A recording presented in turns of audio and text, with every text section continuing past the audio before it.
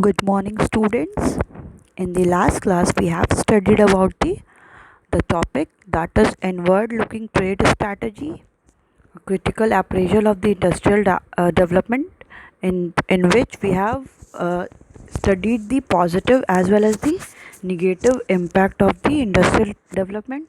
But one point is left in the negative impact. So we are going to start that is the sixth one, that is in negative impact of protection from the foreign competition.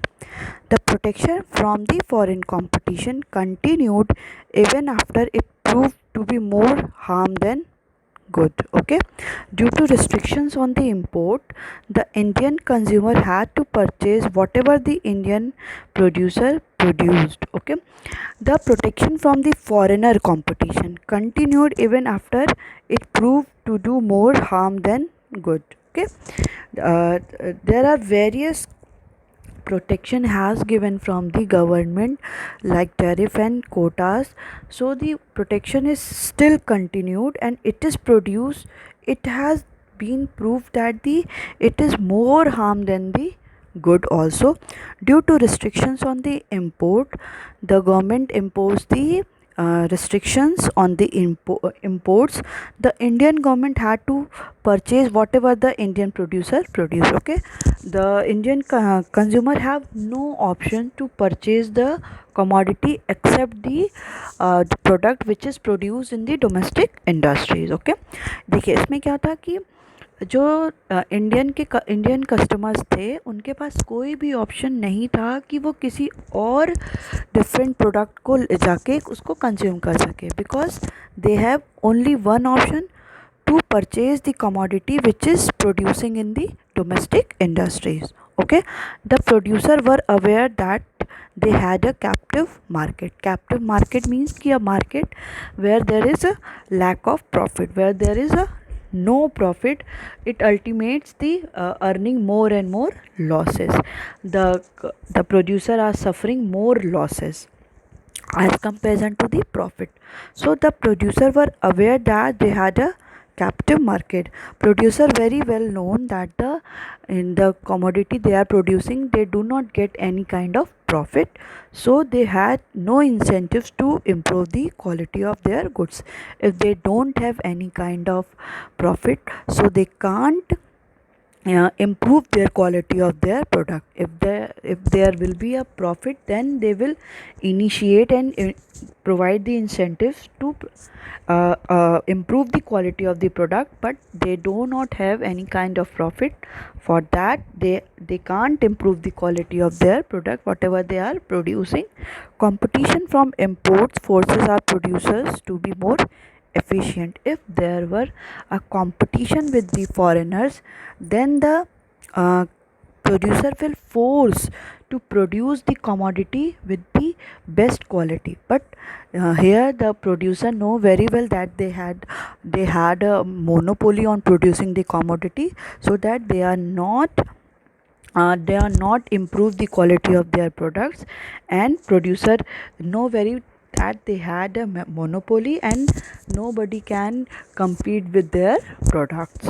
So that it is also a protection for the from the foreign competition also leads the negative impact on the producers as well as consumers also.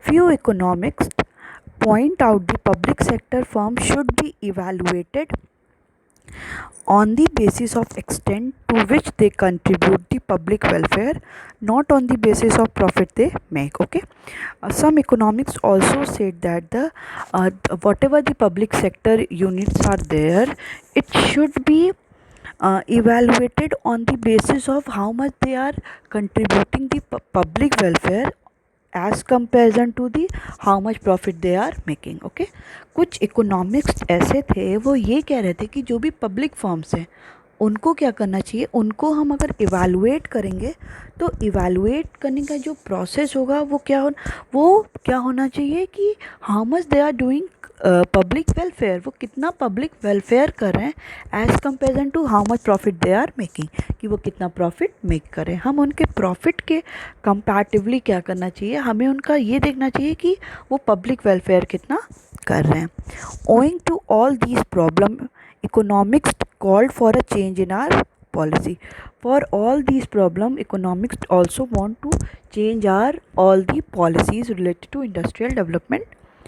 The need for reform of economic policy was widely felt in the context of the changing global economic scenario. Okay, there is need for the reform of the economic policy, and it is originated from the all the consequences which the country has facing. These problems led to the government to introduce the new economic policy in 1991. Okay,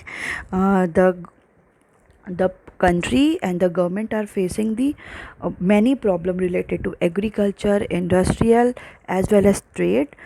These problems led the government forces the government to introduce the new economic policy in 1991, which will continue, which will read studied in the next chapter, what is new economic policy 1991. Okay, now there is critical appraisal of the economic planning till 1991. Okay, we are going to criticize the economic planning which is made between the 1950 to 1990. What are the different features, what are the different positive impact of the economic planning which is made between the 1950 to 1990 for the 40 decade, and what are the negative impact also of the economic planning. Okay, features of the economic policy under planning till 1991. Okay, what are the different features? First one is dependence on the public sector. Prior to 1991, there were heavy reliance on the public sector. Okay, it was assumed that the only government can instrumental in realizing the objective of social justice and equity. Before 1991, the government sector, the public sector have the much responsibility to producing the commodity and to control the as well as whole economy. They have reliance, they have self reliance, and they are freely to produce and to design the all the economic activity.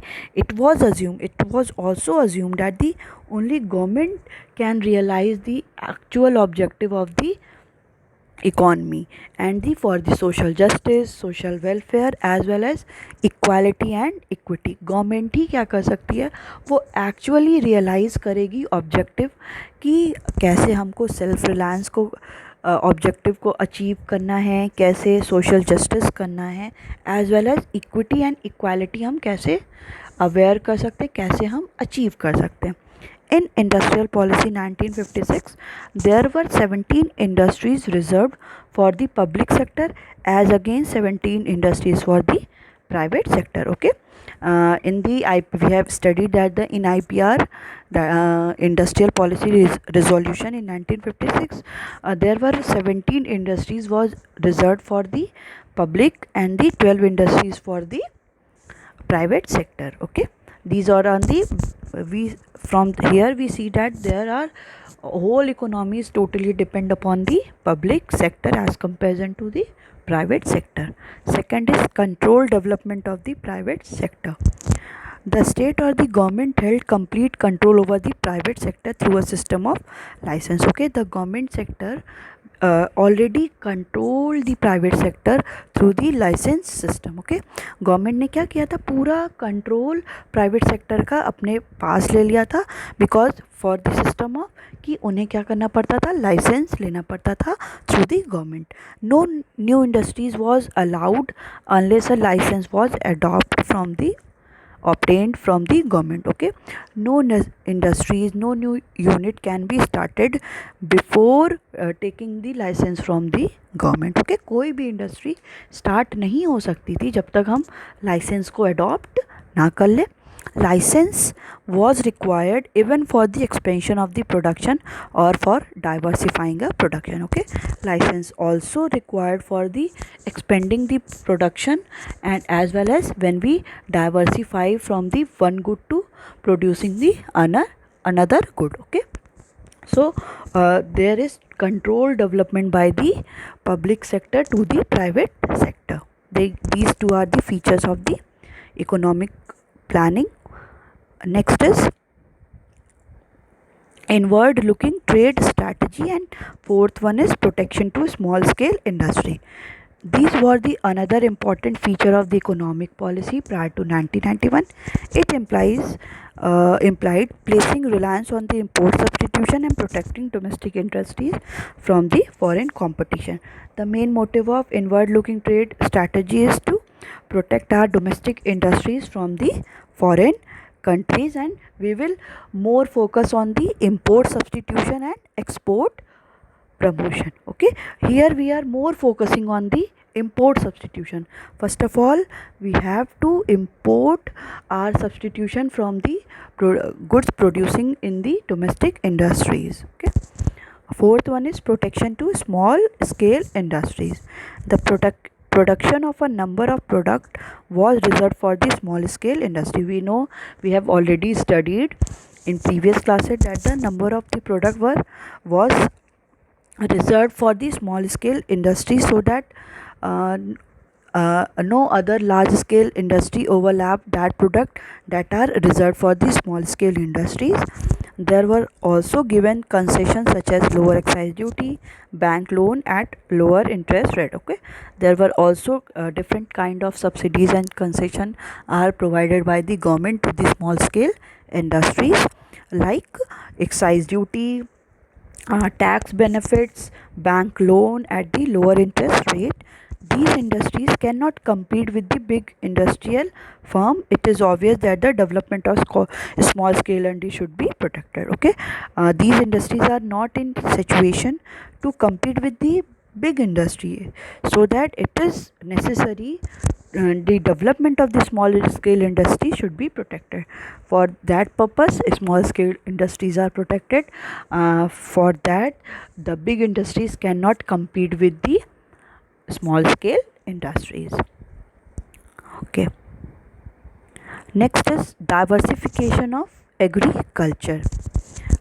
Our industries became more far our industries became far more diversified compared to the situation at independence. Okay, now when we compare our situation from the independence, we are now our industry is more diversified, means we are producing different kind of the products. Industrial sector was not confined only to jute, tea, cotton, etc.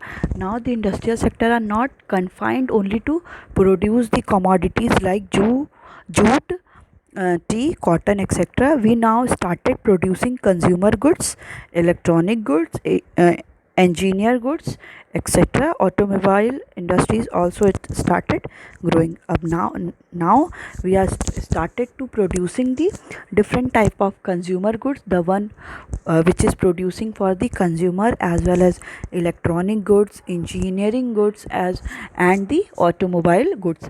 Now these all are also producing in the country. We are not confined with only with the limited products. Sixth one is self sufficiency in the food grains. Due to the technical reform like green revolution, India became self sufficient on one hand, and also was able to create marketable surplus, which made our agriculture commercial in nature. Okay, due to technical reform, there were a technical reform which is come in the agriculture sector, that is green revolution. When the green revolution introduced in our country, India becomes self sufficient. Now we are not dependent on the other countries for the food sufficiency, food grains, and was able to create marketable surplus. Now we are also producing the commodity for sold in the market, and we are getting some income from sold all the commodities.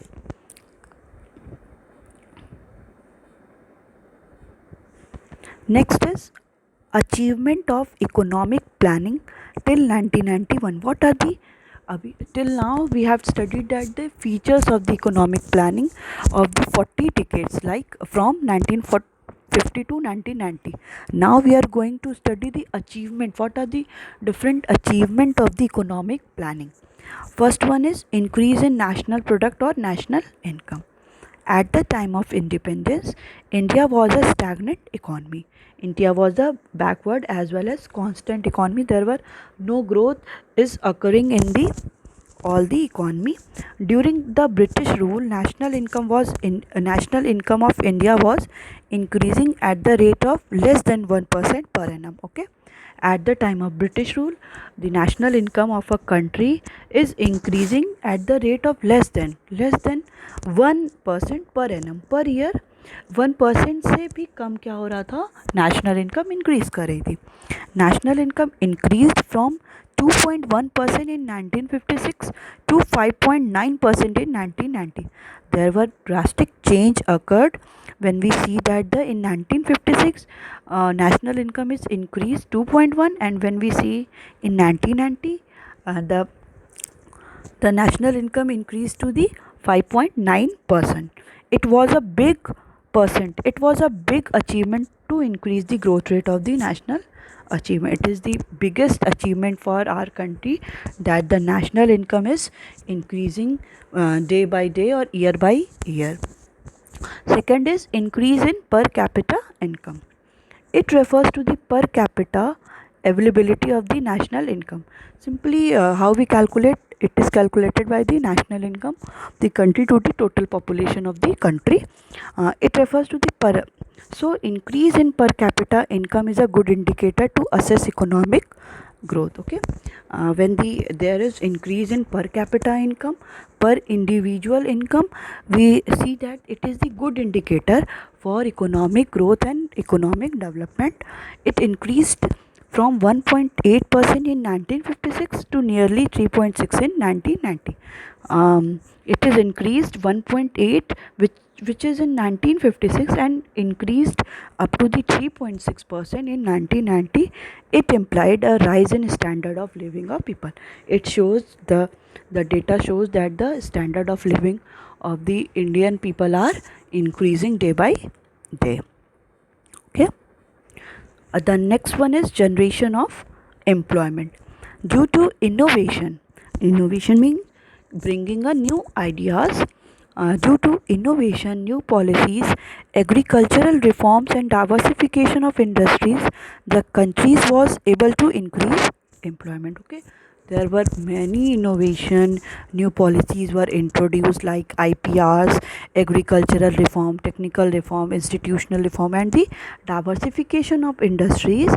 The country was now able to create and generate more and more employment opportunities. In the year 1990, employment was provided nearly 350 lakh person as against 70 lakh person in 1956. Okay, in the 1956 only 70 lakh person are employed in our country, but when we compare it with in the year 1990, it was increased up to the 350 lakh person. Okay, it was the drastically change in the generation of employment opportunities due to economic planning, which is under the 1950 to 1990. Next one is diversification of industrial sector. During this period, our industries base become strong. Okay, industrial sector started growing and become diversified. Okay, this period our industries is become strong and more effective, and the growth of the industrial sector is increasing. We were producing all kind of consumer and capital goods in India. Now we are able to produce all kind of goods in country itself.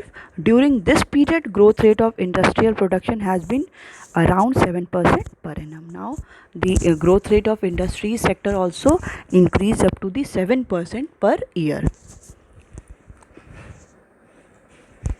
Now what impact on the social infrastructure?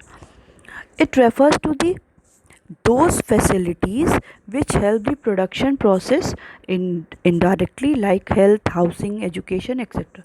Infrastructure is simply means the what are the exactly condition of the country in the health, housing, buildings, dams, construction of dam, bridges, education. But here from the economic planning till 1991, we are focusing on the social infrastructure. Social infrastructure totally means it is related to the welfare of the society. From the welfare of the society, we deal with the health facilities, housing facilities, as well as education facilities. So death rate came down from 27 per thousand in 1951 to nearly 8 per thousand in 1990. There were also declinement in the death rate, that there were 27 per thousand death rate in 1991, which is declined up to the 8 per thousand in 1990. So there were drastically change in the declinement of the death rate. Life expectancy increased from the 32 years in 1951 to 64 years in 1990. Life expectancy rate also increased from the 32 years to the 64 years. Next is rise in the capital formation. Capital formation is very essential to increase the level of investment and income in the economy. We know very well, we are studying from class 11 that the capital investment is most important part for the growth of the economy, growth of the business as well. So when there were no capital formation, there will be no more further investment in the economy. So it is the most important to increase the level of investment and the income. From the country was able to channelize saving in the right direction. Now country is in right direction. They are saving in the more and more. They are investing their capital in the right direction. A rate of capital formation increased from 10% in 1956 to 39% in 1990. It is also increased from the 10% to 39%, 10% in 1956 and 39% in 1990. Now the failures of the planning till 1919. In last topic we have studied the achievement of the planning. Now we are going to study what are the different failures of the planning till 1991. Okay. Increase in first one is increase in poverty. The number of people who fail to get the basic necessity of life is increasing considerably. Okay. Now we are seeing that the number of people, loads number of people are not getting their basic necessities of life, that is food, shelter, clothes. Okay, and now we are adding some other necessities like education and health. The policy adopted by the government till 1990 were very rigid and were not able to generate more employment opportunities and more income. Okay, the policies which is made by the government, policies is more focuses on the public sector as comparison to private sector. It is very rigid and it does not create much more ample opportunities of the employment and income as comparison to increase in the employment opportunity, so that it leads to the increase in the poverty. Okay, इसमें क्या हुआ कि जो हमारी जो number of people थे, number of people क्या थे, वो फेल थे कि जो उनकी बेसिक नेसेसिटीज़ हैं हम उनको भी फुलफ़िल कर पाएँ. जो पॉलिसी गवर्नमेंट ने अडॉप्ट किया था वो क्या थी, वो बहुत ही रिजिड थी, वो एकदम ही फ्लेक्सिबल नहीं थी. For that condition, for that rigidity, there were no increase in the employment opportunities as comparison to how much we want. जितना हमें चाहिए था उतना ज़्यादा एम्प्लॉयमेंट अपॉर्चुनिटीज़ इंक्रीज़ नहीं हुआ and the more income also not generated, so that ultimately it leads to the poverty. Next is consistent rise in prices. Okay, despite of some progress shown by the policies undertaken by the government till 1991, it was observed that the government could not control persistent rise in prices. Okay, there were persistent rise in prices. Rise in prices is called the inflation, where the price of the commodity is the rises. We have seen that the progress and the policies which were made by the government is good. It is creating and it is developed our our economy so much, but not at the best condition. But government at that time, but government are not government were not able to control the rise in the prices, so that there were the condition of the inflation arises in the economy. Price level increased from nearly 6% in 1956 to 16.7% in 1990. Okay, there were drastically increased in the inflation. That is, in 1956 it was only 6%, and in 1990 it became the 16.7%. There were traditionally or conventionally increasing the inflation rate. Next is problem of unemployment. Though the initiative taken by the government did not generate more employment opportunities, unemployment did not subside. Okay, there were the initiative taken by the government, but it does not go in the right direction.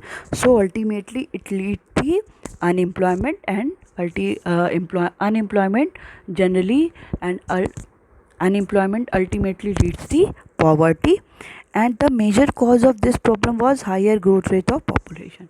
It was the biggest problem till now, that the population of our country is too much. It was also the circumstance, it was also the result of the much more population, that the employment generation is not so much good. The number of employed increased from the 54 lakh person in 1956 to 85 lakh person in the year 1990. Okay, the number of unemployed also increases, that in the 1956 it was just 54 lakh, but in 1990 it was increased up to the 85 lakh persons. Okay, second one is inefficient public monopolies and the concentration of power with the public sector. We have already studied in the negative impact of the industrial development, that the government think that they have the all control of the commodity, and the all people are basically dependent upon the public sector. They have all control, and the concentration of power in the public sector hand simply means ki after the 4 decades of the industrial development, no distinction was made. There were no distinction was made between the what will the public sector will do and what will the private sector do.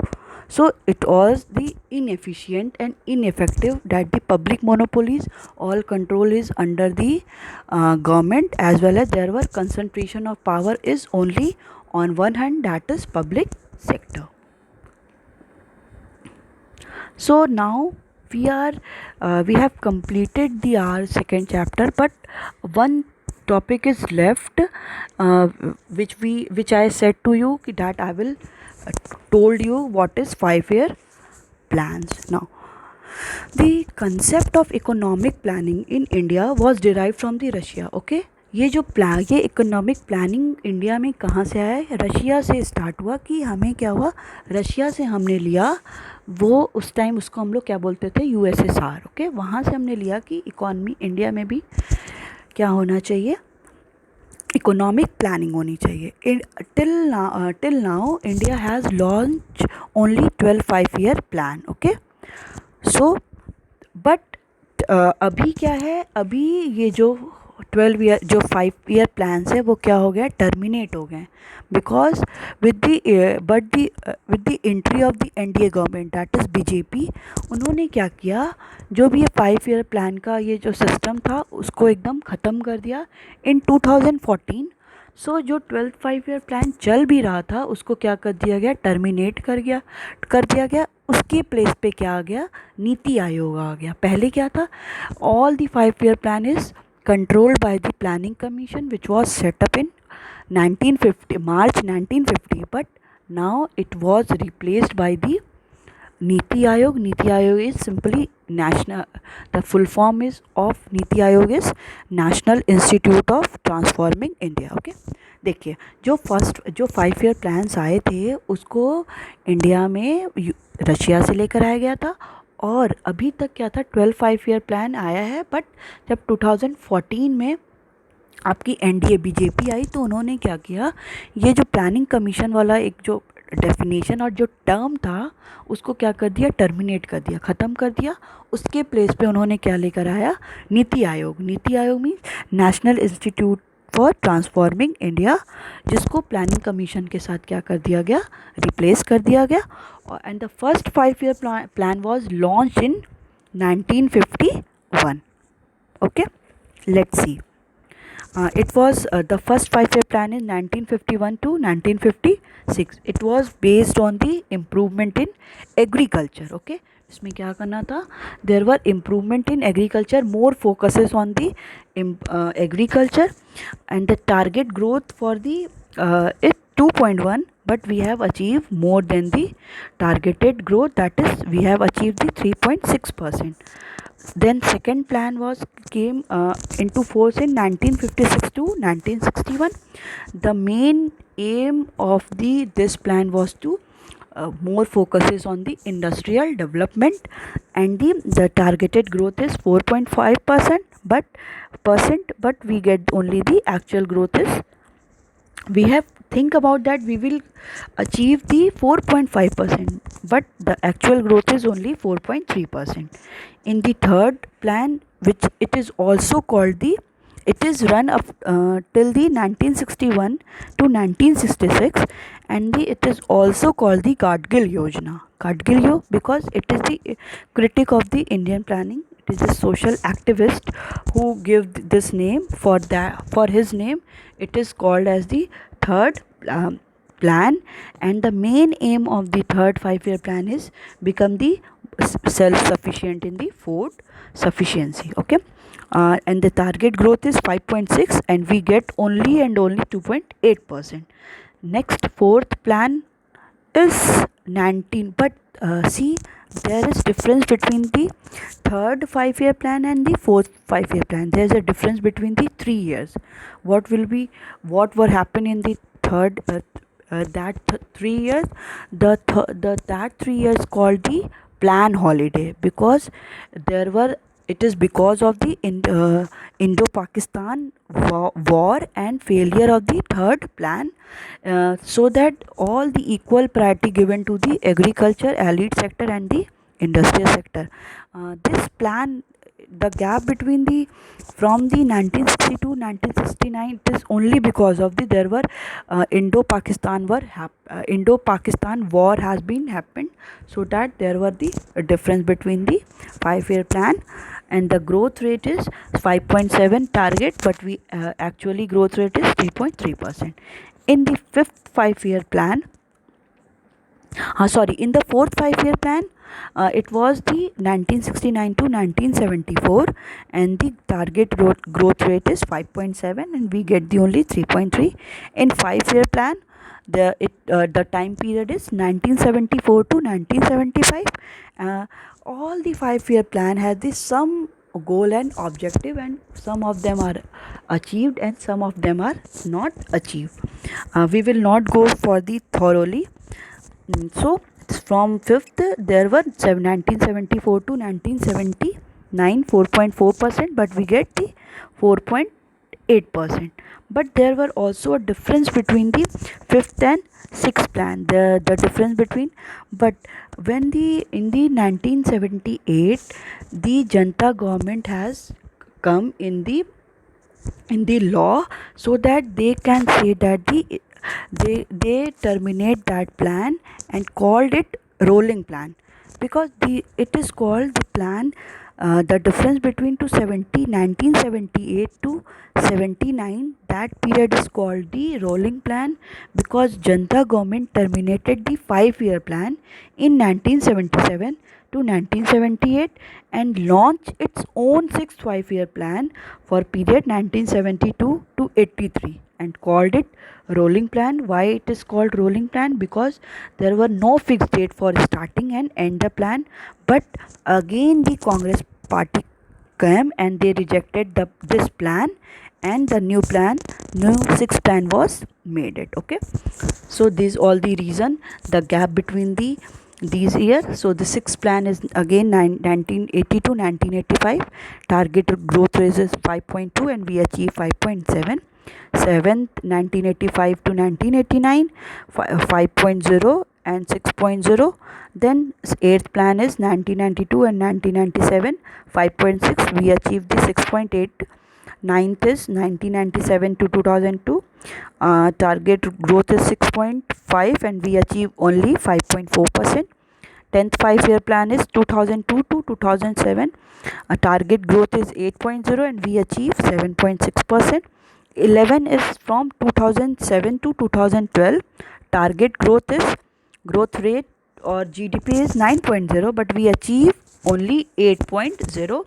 12th 5-year plan is from 2012 and 2012 to 2017, and it was the last 5-year plan because I already told you that the NDA government has stopped the 5-year plan. So the 12th 5-year plan was the last 5-year plan.